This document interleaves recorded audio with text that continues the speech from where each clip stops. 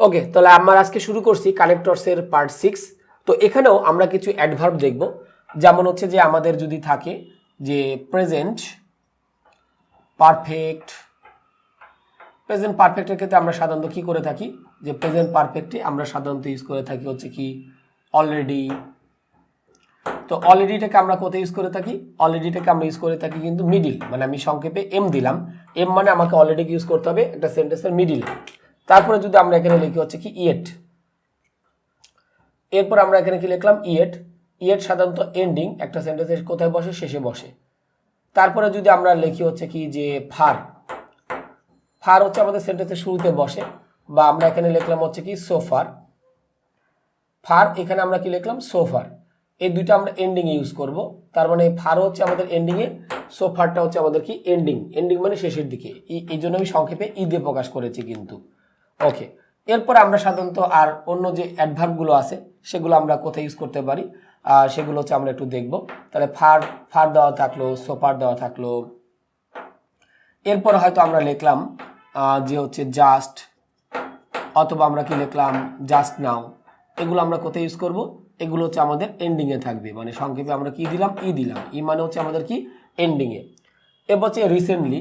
Recently আমাদের দেখা যায় কি যে সেন্টেন্সের মাঝে আসে, মানে আমরা এম দিলাম, অথবা আমরা এখানে কি লিখলাম লেটলি। লেটলিটা আমাদের সেন্টেন্সের কোথায়? মাঝে। আমাদের এটা শুরুতেই থাকতে পারে, এন্ডিংয়ে আমরা দিতে পারি। তাহলে আমরা দেখলাম যে এখানে আমাদের বেশ কিছু অ্যাডভার্ব কিন্তু আছে, এবং অ্যাডভার্বগুলো দিয়েও কিন্তু আমাদের সাধারণত কী করতে হবে? আমাদের কানেক্টরসটা আমাদের মানে ফিল আপ করতে হবে। তো আমরা এখানে যেটা দেখেছি অলরেডি, ইয়েট, ফার, সোফার, জাস্ট, জাস্ট নাও, রিসেন্টলি, তারপর আমরা কি লিখলাম লেটলি। এগুলো হচ্ছে আমরা সাধারণত ইউজ করে থাকি। তাহলে এখন আমাদের থাকতে পারে কিভাবে? যেমন আমি শুরুতে গ্যাপ দিলাম, গ্যাপ দিয়ে আমি এখানে একটা কমা দিলাম। কমা দিয়ে লিখলাম হচ্ছে কি আই হ্যাভ। এরপর আমরা কি লিখলাম? Known the matter. I have, তার সাথে আমি এখানে কি লিখলাম? Known the matter. তাহলে এখন এই যে আমি শুরুতে গ্যাপ দিয়ে লিখলাম যে I have known the matter, তাহলে আমাদের কিন্তু অলরেডি এখানে কোন টেন্স দেওয়া আছে? প্রেজেন্ট পারফেক্ট টেন্স দেওয়া আছে। তাহলে প্রেজেন্ট পারফেক্ট টেন্স থাকা মানে আমি যতগুলো ওয়ার্ড এর মধ্যে লিখেছিলাম তার মধ্যে আমাদের যে কোনো একটা ওয়ার্ডকে কিন্তু আমাদের বেসিক্যালি কি করতে হবে? লিখতে হবে। তো আমরা দেখেছি যে অনেকগুলো কিন্তু অ্যাডভার্ব আমরা প্রেজেন্ট পারফেক্ট আমরা কি করে থাকি? ইউজ করে থাকি। তো সবগুলো ইউজ করলে কিন্তু হবে না, এর মধ্যে থেকে আমাদের শুরুতে আমরা যেগুলো ইউজ করতে পারবো এরকম টাইপের একটা অ্যাডভার্বটাকে আমরা ইউজ করব। তাহলে আমরা এন্ডিংয়ে কিন্তু অনেকগুলো পাচ্ছি, এন্ডিংয়ে আমরা অনেকগুলো পেয়েছি, বাট আমরা শুরুতে যখন দিব, শুরুতে হচ্ছে আমরা এখানে বেসিক্যালি আমরা কি ফার আর সোফার এই দুইটাকে আমরা সাধারণত কি করে থাকি? ইউজ করে থাকি। তো আমি সংক্ষেপে কি দিলাম? এফ দিলাম। এফ মানে এটাকে আমাকে কি কোথায় দিতে হবে? শুরুতে দিতে হবে। তাহলে আমি শুরুতে গ্যাপ দিয়ে লিখেছি I have known the matter. Okay, তো আমি এখানে দেখলাম যেটা যে I have known the matter, তাহলে আমাদের সেন্টেন্সে কিন্তু অলরেডি কোন টেন্স দেওয়া আছে? প্রেজেন্ট পারফেক্ট দেওয়া আছে। এখন আমি শুরুতে কোনটা ইউজ করতে পারবো? তো আমি শুরুতে দিতে পারবো ফার এবং সোফার। তো আমি সবগুলো কিন্তু এখানে দিতে পারবো না, তাহলে আমাকে এখানে কি দিতে হবে? আমাকে দিতে হবে ফার অথবা হচ্ছে কি সোফার, এই দুইটার যে কোনো একটা দিয়ে কিন্তু আমাকে এই অ্যান্সারটা পূরণ করতে হবে। এখন আমি যদি এখানে রিসেন্টলি দেই, অলরেডি দেই, তাহলে কিন্তু এটা দেওয়া যাবে না। তার মানে আমাকে কিন্তু অ্যাকচুয়ালি জানতে হবে যে আমি কোথায় কোন ইয়েটা ইউজ করব, মানে কোন অ্যাডভার্বটা ইউজ করব। কারণ কিছু কিছু অ্যাডভার্ব সেন্টেন্সের শুরুতে বসে, কিছু কিছু অ্যাডভার্ব মাঝে বসে, আবার কিছু কিছু কোথায় বসে? শেষের দিকে বসে। তাহলে আমরা পরেরটাতে যদি যাই, যেমন আমি এখানে যদি একটা সেন্টেন্স যদি লিখি যে হি হ্যাজ গ্যাপ দিয়ে লিখলাম ডান দ্য ওয়ার্ক। ডান, তার সাথে আমরা লিখলাম হচ্ছে কি দ্য ওয়ার্ক। তাহলে এই যে আমি সেন্টেন্সটা লিখলাম যে হি হ্যাজ গ্যাপ দিয়ে লিখছি ডান দ্য ওয়ার্ক, তাহলে আমাদের এখানে বেসিক্যালি কি ইউজ করতে হবে? আমাদের এখানে অলরেডিটাকে আমাদের ইউজ করতে হবে, অলরেডি। তাহলে আমরা এখানে লিখবো হি হ্যাজ অলরেডি, তার সাথে আমি এখানে কি লিখলাম? Done the work. কেন? কারণ আমাদের এটা কিন্তু প্রেজেন্ট পারফেক্ট টেন্স, আমরা কিন্তু বুঝতে পারছি যে এটা আমাদের কোন টেন্সে আমরা ইউজ করতেছি? প্রেজেন্ট পারফেক্ট টেন্সে আমরা ইউজ করতেছি, এবং আমাদের সেন্টেন্সের মাঝখানে আমাদের এখানে কি দেওয়া আছে? গ্যাপ দেওয়া আছে, বিধায় আমরা এখানে কাকে ইউজ করছি? অলরেডিটাকে আমরা মূলত ইউজ করছি আর কি। ওকে, আর এরপরে যদি আমাদের সেন্টেন্সের শেষের দিকে থাকতো, তো আমরা জানি অলরেডি কিন্তু সাধারণত আমাদের সেন্টেন্সের কোথায়? মানে অক্সিলারি ভার্বের পরে, আর ডানটা হচ্ছে আমাদের কি মেইন ভার্ব, এর মাঝখানে কিন্তু আমাদের বসে, কারণ অলরেডিটা কিন্তু আমাদের অ্যাডভার্ব অফ ফ্রিকোয়েন্সি। সো আমি যদি এদেরকে যদি ইউজ করতে চাই তাহলে কিন্তু আমাকে মূলত কি করতে হবে? ওইভাবেই আমাদের বেসিক্যালি আমাদের কি করতে হবে? ইউজ করতে হবে। তাহলে আমি এখানে যেটা লিখলাম যে he has already done the work, তাহলে যেহেতু আমাদের সেন্টেন্সের মাঝখানে দেওয়া আছে গ্যাপটা, এবং আমরা বুঝতে পেরেছিলাম যে এটা হচ্ছে আমাদের প্রেজেন্ট পারফেক্ট টেন্স, বিদায় হচ্ছে আমরা এখানে কি ইউজ করছি, অলরেডিটাকে। আর আমরা এটাও জানি অলরেডি কিন্তু আমরা কোথায় ইউজ করে থাকি, অ্যাফার্মেটিভ সেন্টেন্স ইউজ করে থাকি। আর ইয়েরটাকে আমরা ইউজ করে থাকি কোথায়, নেগেটিভ বা হচ্ছে আমাদের কি ইন্টারোগেটিভ সেন্টেন্সে। যেমন আমি এখানে যেটা লিখলাম যে হি হ্যাজ নট, এরপর আমি কি লিখলাম, done the work yet. He has not done the work, তার সাথে আমরা এখানে কি লিখলাম, ইয়েট। তাহলে এখন যদি একটু খেয়াল করি যে he has not done the work yet, তাহলে ইয়েটটা কিন্তু আমরা কোথায় ইউজ করছি, একদম সেন্টেন্সের কোথায়, শেষে কিন্তু আমরা ইউজ করেছি। কারণ আমি কিন্তু যে লিখে দিয়েছিলাম যে এখানে লেখা আছে যে ইয়েটটা আমরা সেন্টেন্সের কোথায় ইউজ করতে পারবো, ই মানে হচ্ছে আমাদের কোথায়, এন্ডিংয়ে আমাদের ইউজ করতে হবে। এটা কিন্তু আমরা মাঝে বা অন্য কোথাও ইউজ করলে কিন্তু হবে না। তাহলে আমি যেটা বলছিলাম যে এটা ডিপেন্ড করে যে আমি হচ্ছে কোথায় হচ্ছে আমরা ইউজ করব। যেমন আমি এখানে লিখলাম যে দে হ্যাভ, এখানে আমি লিখলাম হচ্ছে they have lately, they have come here lately, they have come here, তার সাথে আমি এখানে কি লিখলাম, লেটলি। লেটলি মানে হচ্ছে আমরা সাধারণত যেটা বলে থাকি রিসেন্ট। তাহলে they have come here lately, তাহলে লেটলি থাকার কারণে আমাদের কোন টেন্স ইউজ করতে হলো, প্রেজেন্ট পারফেক্ট টেন্স ইউজ করতে হলো।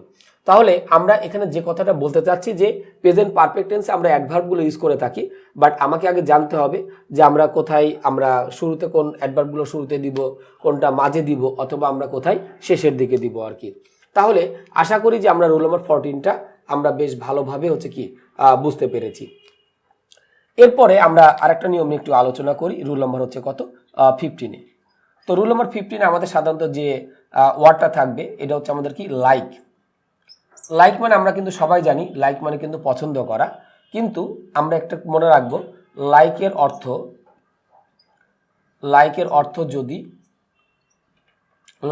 যদি আমাদের কি মত অবলিক হচ্ছে অনুরূপ অর্থে আসে, মত বা হচ্ছে আমাদের কি অনুরূপ অর্থে আসে, তাহলে লাইক প্রিপোজিশন হবে। তাহলে আমাদের কি হবে, লাইক আমাদের কি হবে, প্রিপোজিশন হবে। ওকে, তাহলে আমরা এখানে যেটা লিখলাম যে লাইকের অর্থ যদি মত বা অনুরূপ অর্থে আসে, তাহলে লাইকটা আমাদের বেসিক্যালি আমাদের কি হিসেবে কাজ করবে, প্রিপোজিশন হিসেবে কাজ করবে। তাহলে আমাদের এই বিষয়টা কিন্তু আমাদের একটু মনে রাখতে হবে যে লাইকের অর্থ পছন্দ করা হয়, আবার লাইকের অর্থ হচ্ছে আমাদের কি মত বা অনুরূপ অর্থও কিন্তু আমাদের বোঝায়। তো আমরা দুইটাই আমরা জানি, বাট এখানে আমাদের লাইকটা যখন প্রিপোজিশন হিসেবে কাজ করবে ওই বিষয়টা আমাদের একটু মনে রাখতে হবে আর কি। যেমন আমি যদি সিম্পলি যদি লিখি যে এখানে আমি লিখলাম হচ্ছে কি like the pen, I like the pen, এখানে লাইকটা কিন্তু আমাদের কি হিসেবে কাজ করছে, ভার্ব হিসাবে। আর আরেকটা টিপস এখানে বলে দেই, লাইকের পূর্বে যদি আর কোনো ভার্ব না আসে, মানে আমি যদি দেখি শুধু লাইকই দেওয়া আছে, তার আগে কোনো ভার্ব নাই, তাহলে লাইকটা কিন্তু আমাদের কি হিসেবে কাজ করবে, ভার্ব হিসেবে কাজ করবে। কিন্তু যদি দেখি লাইকের পূর্বে আমাদের আরেকটা ভার্ব আছে, তখন লাইকটা আমাদের বেসিক্যালি কি হিসেবে কাজ করবে, প্রিপোজিশন। যেমন আমি এখানে লিখলাম হি লুকস, এরপর কি লিখলাম like me, he looks like me, এর মানে হচ্ছে যে সে আমার মতোই দেখতে। তাহলে লাইকটা কিন্তু এখানে আমাদের অ্যাকচুয়ালি কি হিসেবে কাজ করতেছে, প্রিপোজিশন হিসেবে। কেন? কারণ তার পূর্বে কিন্তু আমাদের আরেকটা কি দেওয়া আছে, ভার্ব দেওয়া আছে। তাহলে আমাদের কাছে বিষয়টা কিন্তু ক্লিয়ার, যদি লাইকের পূর্বে যদি আমাদের আরেকটা ভার্ব আসে তখন লাইকটা কি প্রিপোজিশন হিসেবে কাজ করে। আর যদি লাইকের পূর্বে আর যদি কোনো ভার্ব যদি না দেওয়া থাকে তাহলে লাইকটা আমাদের বেসিক্যালি আমাদের কি ভার্ব হিসেবে কাজ করবে। তাহলে আমরা এই দুইটা সেন্টেন্স যদি একটু কম্পেয়ার করি বা যদি দেখি, তাহলে লাইকটা এক জায়গায় ভার্ব আর এক জায়গায় আমাদের কি হিসেবে কাজ করতেছে, প্রিপোজিশন হিসেবে আমাদের মূলত কাজ করতেছে। ওকে, এরপর আমি এখানে লিখলাম যে দে ওয়ার্ক, পরেরটা যদি আমি লিখি হচ্ছে দে ওয়ার্ক, এরপর আমি এখানে কি লিখলাম, লাইক মি। ওকে, তাহলে এখনো যদি বলি যে এখানে আমাদের কি লাইকটা আমাদের কি প্রিপোজিশন, কিভাবে বুঝলাম? কারণ লাইকের পূর্বে কিন্তু আমাদের আরেকটা অলরেডি কি চলে আসছে, ভার্ব চলে আসছে। তাহলে যখনই দেখবো যে লাইকের পূর্বে আমাদের একটা ভার্ব চলে আসছে, তখন লাইকটা আমাদের মূলত কি হিসেবে কাজ করবে, প্রিপোজিশন হিসেবে কাজ করবে। তাহলে আমাদের যে বিষয়টা ছিল যে লাইকের অর্থ আমরা সবাই জানি যে পছন্দ করা, এবং লাইকটা অ্যাকচুয়ালি আমাদের কি হিসেবে কাজ করে, ভার্ব হিসেবে কাজ করে। কিন্তু লাইকের অর্থ যদি আমাদের কি মত বা অনুরূপ অর্থে আসে, তখন লাইকটা আমাদের বেসিক্যালি কি হিসেবে কাজ করবে, প্রিপোজিশন হিসেবে কাজ করবে। তো আমাদের গ্যাপটা কিন্তু এইখানে আমাদের থাকবে, তখন ওই জায়গাতে আমরা কি বসিয়ে দিব, লাইকটা হচ্ছে আমরা বসিয়ে দিব আর কি। তাহলে আমরা আশা করি রুল নম্বর 14 এবং 15 খুব ভালোভাবে আমরা বুঝতে পেরেছি। তারপরে যদি কোনো কোয়েশ্চেন থাকে যে 14 এবং 15 নিয়ে, আমরা অবশ্যই কমেন্টে সেই প্রবলেমগুলো তুলে ধরবো এবং আমরা চেষ্টা করব সেগুলোর উত্তর দেওয়ার জন্য। তো আমাদের রুল 14 এবং 15 এ পর্যন্তই। ওকে, তো আমরা শুরু করি আমাদের রুল নাম্বার 16 আমরা আছি হচ্ছে কানেক্টরস পার্ট 6-এ। তো ইতিমধ্যে আমরা 1 থেকে 15 পর্যন্ত বেশ গুরুত্বপূর্ণ কিছু নিয়ম আলোচনা করেছি। আর এই কানেক্টরস কিন্তু আমাদের সব ক্ষেত্রে কিন্তু আমাদের বেসিক্যালি লাগে। সো ইম্পর্টেন্ট একটা টপিকস এই আমাদের কানেক্টরস। সো আমরা এটা খুবই গুরুত্ব সহকারে আমরা করব। তাহলে আমরা যদি আসি যে কানেক্টরস পার্ট 6-এ যদি আমরা আসি, তো আমরা এখানে যেটা লিখি হচ্ছে কি বাট। এই ওয়ার্ডটার সাথে আমরা সবাই পরিচিত। তো আমাকে যদি কেউ কোয়েশ্চেন করে যে বাটের অর্থ কি, তাহলে আমি বলবো হচ্ছে কিন্তু। আবার কেউ যদি আমাকে কোয়েশ্চেন করে যে বাটটা অ্যাকচুয়ালি কী হিসেবে কাজ করে, আমাকে বলতে হবে বাট হচ্ছে আমাদের কি কনজাংশন হিসেবে কাজ করে। তাহলে আমাদের বেসিক্যালি যে বিষয়টা থাকে যে বাটটা আমাদের বেসিক্যালি কনজাংশন, কিন্তু আবার বাট মাঝে মাঝে কিন্তু কি হিসেবে কাজ করতে পারে, প্রিপোজিশন হিসেবেও কাজ করতে পারে। কিভাবে? তাহলে আমি একটু লিখে দিই যে বাটের অর্থ যদি আমাদের কি অর্থে আসে, কিন্তু। বাটের অর্থ যদি কিন্তু হয়, তাহলে বাটটা হচ্ছে আমাদের কি কনজাংশন। কনজাংশন আমি আগে জিনিসগুলো লিখে দিই। এবং সেক্ষেত্রে আমাদের আরেকটা কথা একটু মনে রাখতে হবে যে given two finite verbs, two finite, এখানে আমরা কি লিখলাম ভার্ব। তার মানে আমাদের সেন্টেন্সে কিন্তু কি দেওয়া থাকবে, দুইটা ফাইনাইট ভার্ব থাকবে। সেক্ষেত্রে বাটটা আমাদের কি হবে, কনজাংশন হবে। আর আরেকটা জিনিস যদি আমরা লিখি যে বাটটা আমাদের কি প্রিপোজিশন। বাটটা আমাদের কি হিসেবে কাজ করবে, যদি আমাদের ব্যতীত বা ছাড়া অর্থে আসে, ব্যতীত বা ছাড়া, তাহলে বাটটা আমাদের কি হিসেবে কাজ করবে, প্রিপোজিশন। এবং সেখানে আমাদের থাকবে কি সেন্টেন্সে গিভেন ওয়ান ভার্ব, মানে আমাদের সেন্টেন্সে শুধুমাত্র কি একটা মাত্র ফাইনাইট ভার্ব থাকবে। তো ওয়ান ভার্ব বলতে আমরা একটু আবার নন ফাইনাইট ভার্ব হইতে পারে, আমি একটু ক্লিয়ার করে দিই। Given one finite verb. তো এই দুটা জিনিস হচ্ছে আমি আগে লিখে নিলাম যাতে আমাদের পরবর্তীতে বুঝতে সুবিধা হয়। তো আমি আবার একটু রিভিউ করি যে বাটের অর্থ যদি কিন্তু অর্থে আসে, তাহলে বাটটা হচ্ছে কনজাংশন। এবং আমি ওখানে লিখেছি গিভেন টু ফাইনাইট ভার্ব, মানে আমাদের সেন্টেন্সে কি দেওয়া থাকবে, দুইটা ফাইনাইট ভার্ব দেওয়া থাকবে। আর পরবর্তীতে আমরা লিখছি যে বাটের অর্থ যদি কি ব্যতীত বা ছাড়া অর্থে আসে, তাহলে বাটটা আমাদের কি হিসেবে কাজ করবে, প্রিপোজিশন। এবং পরে আমরা লিখছি গিভেন ওয়ান ফাইনাইট ভার্ব, এবং আমাদের একটা মাত্র কি দেওয়া থাকবে, ফাইনাইট ভার্ব বা সমাপিকা ক্রিয়া দেওয়া থাকবে। তাহলে আমরা যদি একটু লিখি সেন্টেন্সটা একটু দেখি, তাহলে আমাদের একটু বুঝতে সুবিধা হবে। যেমন আমি এখানে লিখলাম no other person, no other, এরপর আমি কি লিখলাম পারসন, বাট এরপর লিখলাম হচ্ছে কি him is fit for the job. তাহলে একটু যদি আমরা খেয়াল করি, আমাদের এখানে দেওয়া থাকলো হচ্ছে কি no other person but him is fit for the, তার সাথে আমি এখানে কি লিখেছি, জব। ওকে, ভালো কথা। তাহলে এখন দেখা যাচ্ছে যে no other person but him is fit for the job. তাহলে আমি যদি দেখি পুরো সেন্টেন্সটা, তাহলে আমাদের এই পুরো সেন্টেন্সে আমাদের কিন্তু বাট দেওয়া আছে। এখন আমি যদি বলি যে এখানে বাটটা প্রিপোজিশন না কনজাংশন, তাহলে আমরা দেখা যাচ্ছে পুরো সেন্টেন্সে আমাদের কিন্তু জাস্ট ফাইনাইট ভার্ব কয়টা, একটাই। তার মানে এখানে আমরা লিখবো হচ্ছে কি one finite verb, finite, NIT, one finite verb. তাহলে পুরো সেন্টেন্সে আমার ফাইনাইট ভার্ব কয়টা দেওয়া আছে, একটা। তাহলে বাটটা আমাদের এখানে কি হিসেবে কাজ করবে, প্রিপোজিশন।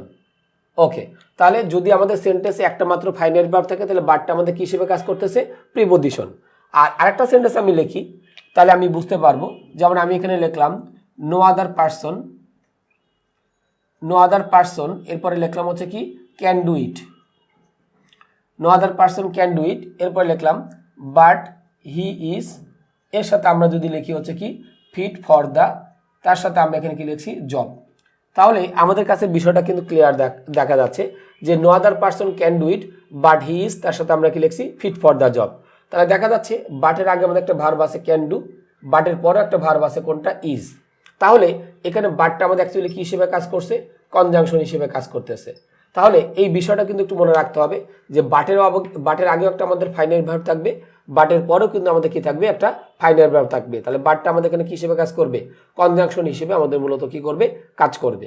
তাহলে আমরা বুঝতে পেরেছি যে এখানে কিন্তু দুইটা ফাইনাইট ভার্ব আছে। তার মানে এটা হচ্ছে আমাদের ফাইনাইট ভার্ব, এটা হচ্ছে আমাদের কি ফাইনাইট ভার্ব। তাহলে আমি যেটা বলছিলাম যে যদি আমাদের সেন্টেন্সে দুইটা ফাইনাইট ভার্ব থাকে, তাহলে বাটটা হচ্ছে কনজাংশন।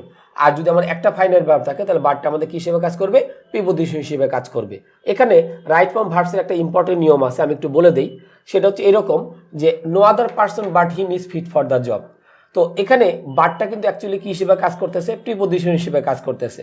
আর আরেকটা বিষয় একটু মনে রাখা দরকার যে প্রিপজিশনের পরে আমাদের যদি কোনো নাউন বা প্রোনাউন আসে তাহলে কিন্তু সেটা কখনোই সাবজেক্ট হিসেবে কাজ করে না। হয়তো হিম থেকে সেটা আমরা অতটা বুঝতে পারছি না। যেমন আমি এখানে কি লিখেছিলাম, হিম। হিমটা হচ্ছে কি আমাদের এখানকার হচ্ছে আমাদের অবজেক্টিভ ফর্ম, মানে হিমের অবজেক্টিভ ফর্ম হচ্ছে আমাদের কি হিম। তাহলে হিমটা কিন্তু আমার এখানে সাবজেক্ট না, আমাদের সাবজেক্ট হচ্ছে কোনটা, নো আদার পারসন। তো নো আদার যদি সাবজেক্ট হয় তাহলে ভার্বটা কিন্তু আমাদের আলটিমেটলি কি হবে, সিঙ্গুলার ফর্মে হবে। বিদায় কিন্তু আমি এখানে কি করেছি, ইজটাকে কিন্তু আমি দিয়েছি। আচ্ছা, আমি আরেকটা এক্সাম্পল দেওয়ার ট্রাই করি, তাহলে আমাদের আরেকটু ভালোভাবে বুঝতে পারবো। সেটা হচ্ছে এরকম যে no other person, no other, এরপরে লিখলাম কি, বা no other student, no other এখানে আমি লিখলাম ক্যান্ডিডেট,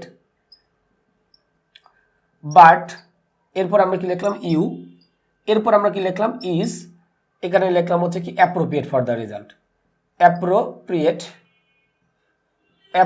তার সাথে আমি কি লিখলাম ফর দ্য, তার সাথে আমি এখানে কি লিখলাম রেজাল্ট আমি দিয়ে দিলাম। তাহলে একটু যদি খেয়াল করি যে no other candidate but you, তাহলে বাটটা এখানে আমাদের কি হিসেবে কাজ করতেছে, বাট আমাদের কাজ করতেছে অ্যাকচুয়ালি কি প্রিপজিশন হিসাবে। এখন এরপর কিন্তু আমাদের কি দেওয়া আছে, ইউ দেওয়া আছে। তাহলে আমরা একটা বিষয় জানি যে প্রিপজিশনের পরে যদি কোনো প্রোনাউন আসে তাহলে তার কোন ফর্ম ইউজ করতে হবে, অবজেক্টিভ ফর্মটাকে ইউজ করতে হবে। তাহলে আমরা এখানে যেটা লিখলাম যে no other candidate but you is, এখানে আমরা কি লিখছি অ্যাপ্রোপ্রিয়েট ফর দ্য, তার সাথে আমরা এখানে কি লিখছি রেজাল্ট। তাহলে প্রিপজিশনের পরের ওয়ার্ডটা কিন্তু কখনোই সাবজেক্ট হয় না। তাহলে আমাদের সাবজেক্ট কোনটা হয়, প্রিপজিশনের আগেরটা। তাহলে প্রিপজিশনের আগে আমরা কি দিয়েছি, নো আদার ক্যান্ডিডেট। আর নো আদার থাকার কারণে আমাদের এখানে ভার্বটা কিন্তু আমাদের কি আসছে, সিঙ্গুলার ফর্মে আমাদের অলরেডি চলে আসছে। তো এখানে ইউ এর পরে হয়তো অনেক ইজ দেখে আমরা কিছুটা বিভ্রান্ত হইতে পারি যে আমরা ইউ এর পরে সাধারণত প্রেজেন্ট হলে কি দেই, আর দেই, আর পাস্ট হলে আমরা সাধারণত কাগজ করে থাকি, ওয়ারটাকে আমরা সাধারণত ইউজ করে থাকি। তাহলে ইউ এর পরে ইজ কিভাবে হইলো, ইউ এর পরে ইজটা হলো এইভাবে যে আমাদের প্রিপজিশনের পরে ওয়ার্ডটা কিন্তু কখনোই সাবজেক্ট হয় না, সাবজেক্ট হয় কোনটা, প্রিপজিশনের আগেরটা। তাহলে প্রিপজিশনের আগে আমাদের কি দেওয়া ছিল, নো আদার ক্যান্ডিডেট। তাহলে নো আদার ক্যান্ডিডেট যেহেতু আমাদের সাবজেক্ট, এই জন্য ভার্বটা আমাদের কি হয়েছে, সিঙ্গুলার ফর্মে হয়েছে। বিষয়টা আমাদের দেখতে অনেকটা অড লাগলেও আমাদের কিন্তু এখানে এইটাই ইউজ করতে হবে। তো এটা কিন্তু রাইট ফর্ম ভার্বসের একটা নিয়ম, বাট আমরা কিন্তু আলোচনা করছি কি নিয়ে, কানেক্টরস নিয়ে। তাহলে বাটটা আমাদের এখানে কি প্রিপজিশন, তো আমাদের গ্যাপটা কিন্তু জাস্ট এই জায়গাতে থাকবে যে আমি এই জায়গায় কানেক্টরসটা আমরা কি বসাবো, আমি এখানে কানেক্টরসটা বসাবো হচ্ছে কোনটা, বাট। ঠিক আছে, তাহলে আমাদের বাটের অর্থ যদি ব্যতীত বা ছাড়া অর্থে আসে তাহলে বাটটা আমাদের এখানে ইউজ হইতে পারে। তাহলে বাট দিয়ে আমরা কি করতে পারি, যে দুইটা সেন্টেন্সকেও আমরা যুক্ত করতে পারি, আবার কিছু ওয়ার্ডকেও কিন্তু আমরা কিন্তু যুক্ত করতে পারি যদি বাটের অর্থ কি ব্যতীত বা ছাড়া অর্থে আসে।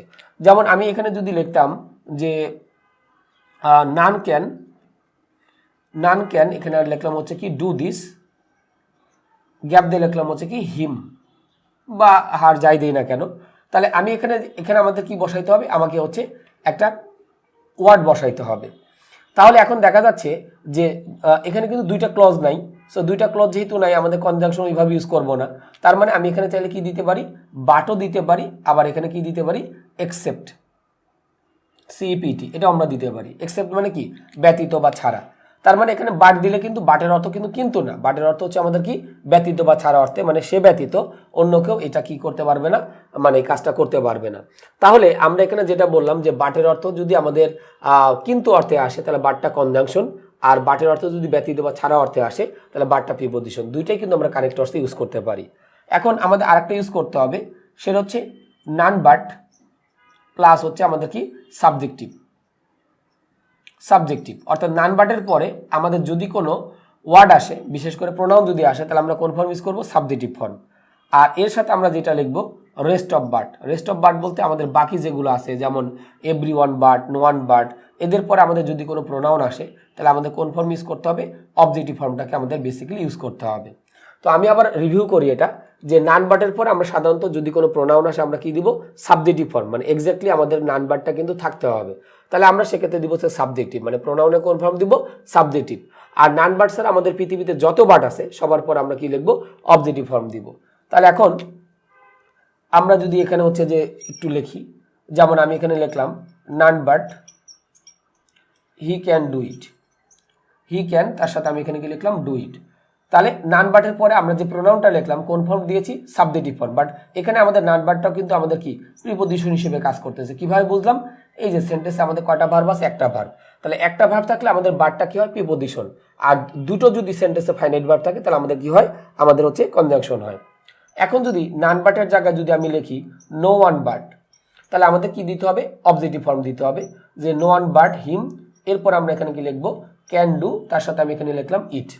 ওকে, তাহলে নো ওয়ান বাট, এরপর আমাদের প্রোনাউনে কোন ফর্ম ইউজ করলাম? অবজেক্টিভ ফর্মটাকে আমরা এখানে মূলত ইউজ করলাম। এরপরে যদি নো ওয়ান, আমি কিন্তু দুটো যদি জিনিস দেখি যে আগে আমরা যেটা নো ওয়ান বলতাম এখন কিন্তু সেটাকে আমরা কি বলছি? নান বলছি। তাহলে নান বাটের পর এক্স্যাক্টলি আমরা সাবজেক্টিভ ফর্মটাকে ইউজ করব, আর বাদ বাকি যত বাট আছে সবার পরে কোন ফর্ম ইউজ করতে হবে? অবজেক্টিভ ফর্মটাকে ইউজ করতে হবে। তো আমি যদি এখানে লিখি every one but, every one but, এরপর আমি কি লিখলাম? হিম, এরপরে লিখলাম হচ্ছে কি ক্যান ডু ইট। তাহলে আমরা এখানে যেটা দেখেছিলাম আমাদের কিন্তু এখানে কি দেওয়া আছে? এভরি ওয়ান বাট দেওয়া আছে। তাহলে এভরি ওয়ান বাটের পরে আমাদের প্রোনাউনে কোন ফর্ম ইউজ করতে হবে? অবজেক্টিভ ফর্মটাকে ইউজ করতে হবে।